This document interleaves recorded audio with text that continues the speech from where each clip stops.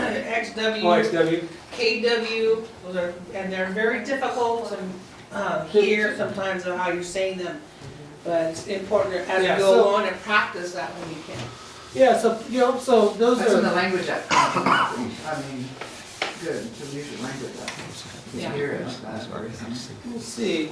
Oh, here is that sentence.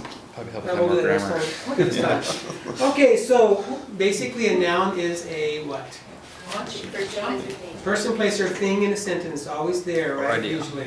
Okay, and then an adjective's job is to describe, and a postposition's job is to locate it in the world.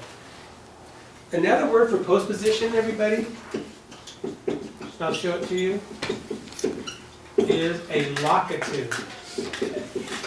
What word does that come from, locative? Okay. Location, or location, location, okay? So then they made it into a locative, okay?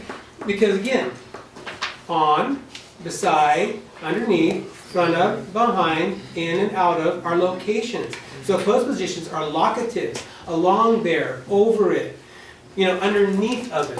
Anything You you know. can do with cloud, that's what Ms. Williams used to always say. Okay, so, Through it, so that's, so in it, out another of word it, for it, is a around it. postposition is a locative. So linguists call them locatives. Grammarians at schools call them postpositions. Because he says position, see? Yeah. And so, yeah, so that's those. And then an adverb does what? What's its job? You add it to a verb, and it changes how the verb is occurring. Not the tense, not when, how. Quickly, slowly, never, perpetually. Used in English, they mostly end in ly. You know, most of them. Rapidly, okay, most of them. Never, of course, the exception. He never runs, right? Okay. And then the last one's a verb. So the verbs are movements, right? And there's a person who owns them. They are the subject.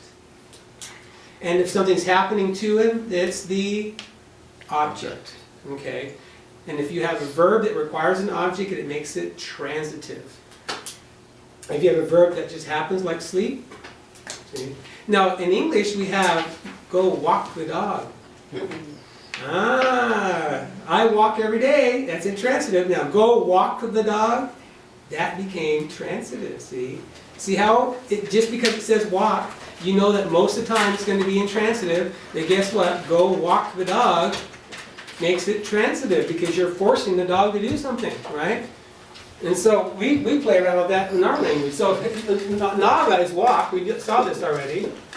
So if I was going to tell you to go walk the dog, make him do it, we do have a thing called an LH in the center called a causative. So would it be naga? So this is the part that drives linguists crazy, is that, so then if I said to you, "Snink nonga," and threw the LH in there, would it mean in our language, you go walk that dog, you're making him walk? See? Well, it should. Well, I don't know that it doesn't. The reason that we can't, you know what? If we had a room full of native speakers, and we said to them, "Snink nonga," and they said, "No, I'm not going to walk the dog." See, you would know that it was acceptable in the language, but grammatically, it should. It should mean go do that to it. You see what I'm saying? Versus this is intransitive and this is a transitive form. Because there are places in the languages where this is true. I can't think of a pair of verbs right now, but it is true in the language that where you find the LH, it means go do it. Oh, Or want, well, okay. like so ne'in. Look at it, right? And ne'in means to observe it. So the word for a foreigner, shmotnesin. Shmotnes.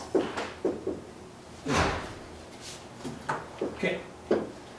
So look, see, here's the ne. This is the past tense. So this means from the other side of the ocean, looking around, wanting something, land. I don't know, whatever he wants. Job, house, food. Okay.